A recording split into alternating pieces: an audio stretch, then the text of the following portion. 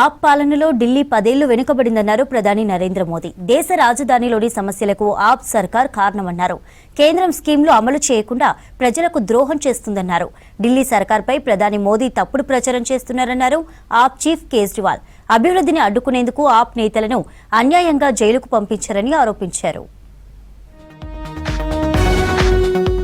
ఆప్ పాలనలో ఢిల్లీ పరిపాలన అస్తవ్యస్తంగా మారిందన్నారు ప్రధాని నరేంద్ర మోదీ. ట్రాఫిక్ సమస్యతో ప్రజలు నిత్యం నరకం చూస్తున్నారన్నారు. ఢిల్లీలో నిర్వహించిన బీజేపీ పరివర్తన్ ర్యాలీలో పాల్గొన్నారు మోదీ. ఢిల్లీలో అభివృద్ధి పనులన్నీ కేంద్ర ప్రభుత్వమే చేస్తుందన్నారు. హైవేలు, ఫ్లైఓవర్లు పేదలకు ఇండ్లను కేంద్రమే నిర్మిస్తుందన్నారు. 10 ఏళ్లుగా ఆప్ అవినీతిని భరిస్తున్న ఢిల్లీ ప్రజలు రాబోయే అసెంబ్లీ ఎన్నికల్లో ఆ పార్టీని ఓడించాలని పిలుపునిచ్చారు. एक बड़े अखबार ने सीएजी रिपोर्ट के आधार पर शीश महल पर हुए खर्च का खुलासा किया है। जब दिल्ली के लोग कोरोना से जूझ रहे थे, दवाओं के लिए भटक रहे थे, तब इन लोगों का पूरा फोकस अपना शीश महल बनवाने में था। इस शीश महल पर उस बजट से भी 3 गुना ज्यादा पैसे खर्च किए गए। इसलिए ही आज हर दिल्ली वाला कह रहा है आपदा नहीं सहेंगे। ఉత్తరప్రదేశ్లోని సాహిబాబాద్లో నమో భారత్ ట్రైన్ ప్రారంభించారు ప్రధాని. సాహిబాబాద్ ఆర్ఆర్టీఎస్ స్టేషన్ నుంచి ఢిల్లీలోని new Ashok Nagar RRTS station వరకు రైల్లో ప్రయాణించారు. ఈ సందర్భంగా స్కూల్ విద్యార్థులను కలిసి కాసేపు ముచ్చటించారు. విద్యార్థులు ఇచ్చిన పెయింటింగ్స్ చూసి మెచ్చుకున్నారు మోదీ.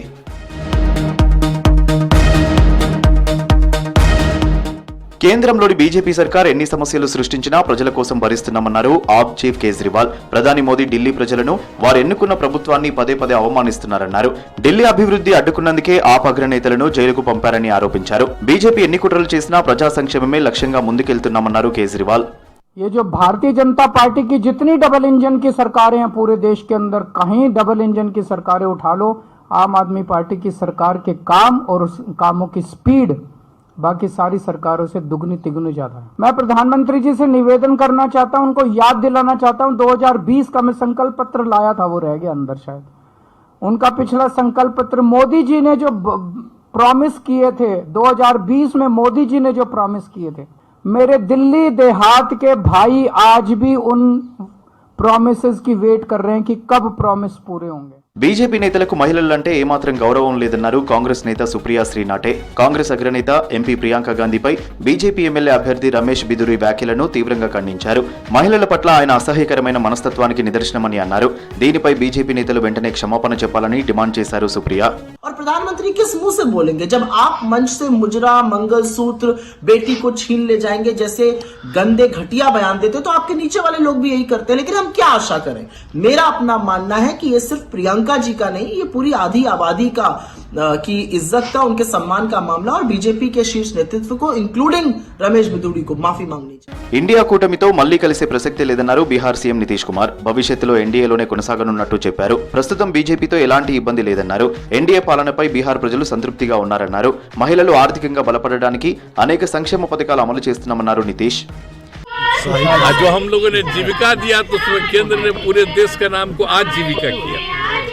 तो हम तो हर बार जब भी घूमते हैं हम कहीं, तब हर जगह देख लेते हैं कि जीविका दीदियों का जरा हालचाल हम देख, बहुत अच्छा है। इन लोगों को कोई भी चीज की जरूरत है वो सहायता दी जाती है। हम बराबर कहे कि उन लोगों को मदद करिए।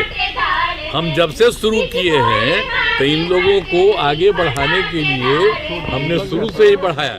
బీజేపీ సీనియర్ నేత మురళీ మనోహర్ జోషిని కలిశారు కేంద్ర మంత్రులు అమిత్ షా, రాజ్నాథ్ సింగ్. ఢిల్లీలోని ఆయన నివాసంలో భేటీ అయ్యారు. 91వ పుట్టినరోజు సందర్భంగా జోషికి విషెస్ చెప్పారు. ఆ తర్వాత శాలువాతో సత్కరించి పూల బొకేలు అందించారు.